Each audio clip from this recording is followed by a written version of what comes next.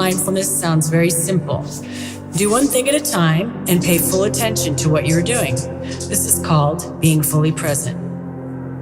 Being completely present in each and every moment is really not as easy as it sounds. We spend much of our time thinking about fears of the future or revisiting mistakes of the past.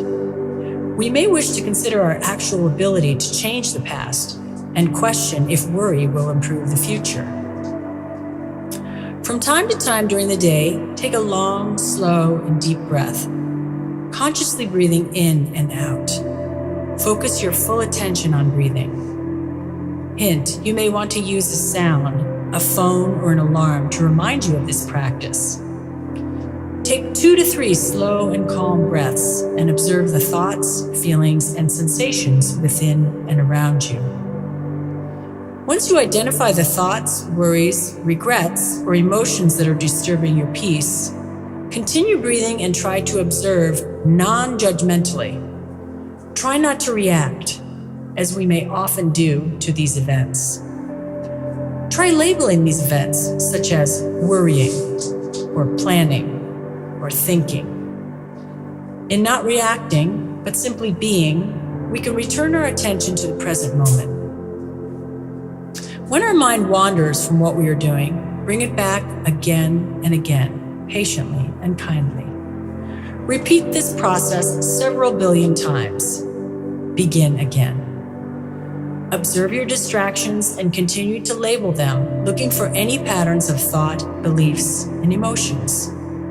Investigate these with calm, non-judgmental introspection. As we practice mindfulness, we begin to see our habitual way of living. We may notice a sense of entitlement, such as, my life should be like this, fair, easy, or pain-free.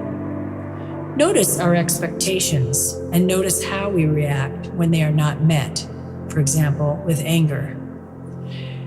As we continue to practice mindfulness, we start to non-judgmentally observe our beliefs about ourselves. We may also be able to identify how long we have thought this way and how this way of thinking has affected us and others who come into contact with us.